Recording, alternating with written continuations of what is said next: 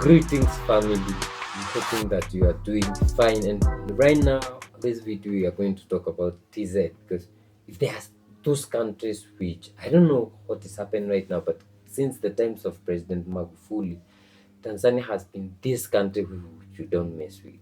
And I remember some times ago, we saw the Minister of Agriculture going against, was it some FA or something? It was some Food US, aid. yeah, food aid. They gave some food aid, and he said we don't need that food because Tanzania is food sufficient. Yeah. You remember? Now another thing has happened in which Tanzania is ordering the World Food Program to comply with maize price or cease operations. When we talk about the UN, it's the US. Remember that. So the WFP has been buying maize at a lower price from farmers. Like the farmers have farmed the maize, when it comes to selling, they come and buy at a cheaper price. So the government of Tanzania was like, no, that cannot happen.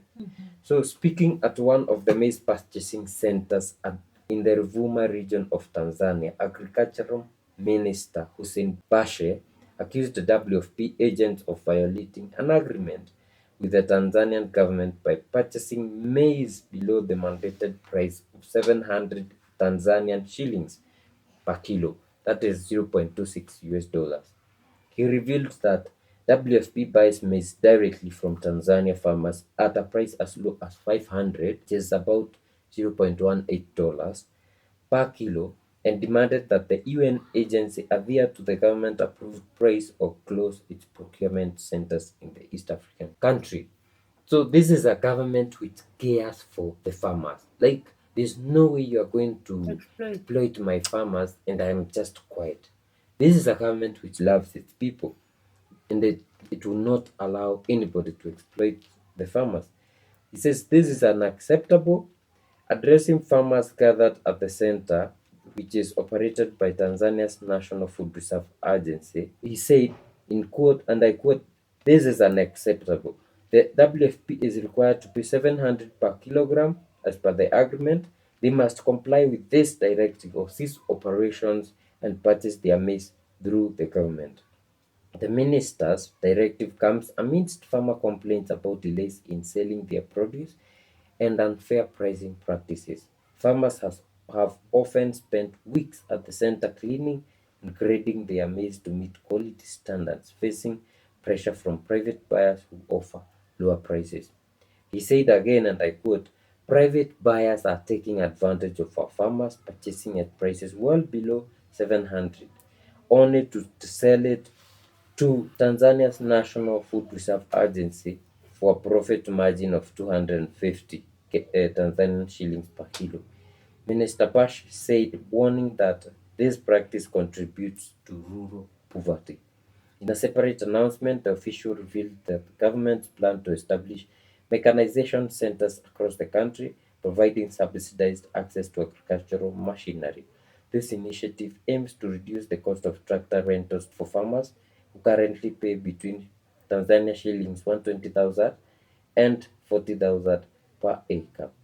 This is, we love this minister because remember, like we said when we were starting, he was against food aid by the US. Because imagine you are bringing corn, and we are farming corn. So that means you are ruining our prices.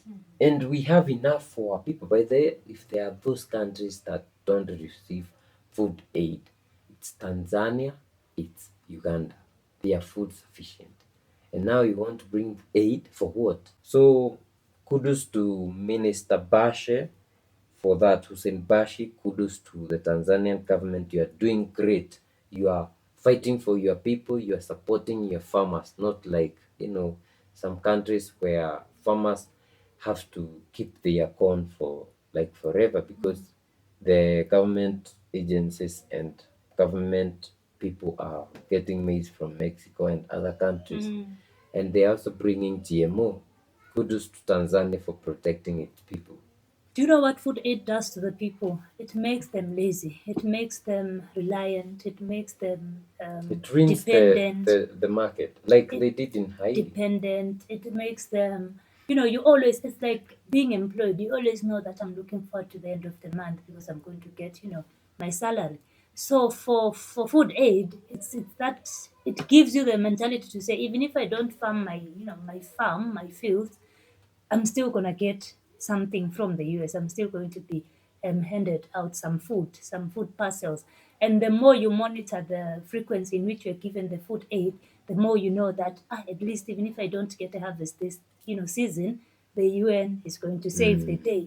So you will find that a lot. Let me tell you, because coming from Swaziland, a country where we also have good land, farms, fields, and everything, the mentality of food packages, food parcels, handouts, it got to the people in such a way that some people have virgin lands that have not been farmed for the last 20, 30 years because they know that we are, they are considered The the poor. poor.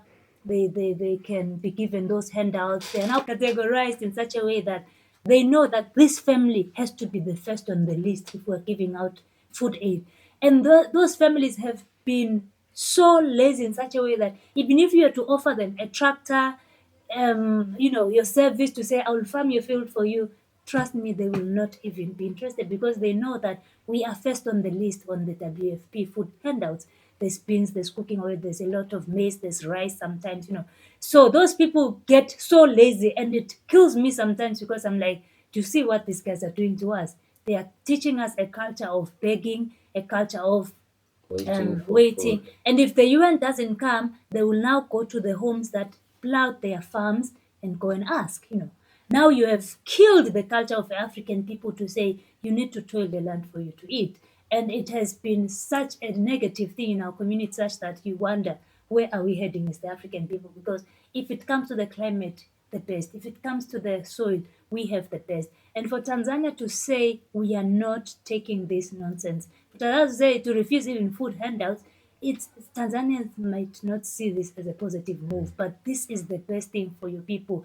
For Tanzania to say we are not selling for less than what the market has been stipulated, the market price has been stipulated by the government, this is the best for the farmer because it's encouraging them to say, continue farming your field, you will get what you deserve at the end of the harvest, at the end of the season. So it's going to be something that the farmer might not see as big right now, but in future when you look at other countries, and that's why we say traveling is important. Yeah. Go out, go and see, go and compare like how you guys are living. Because some people feel like they are poor because they toil the land to eat.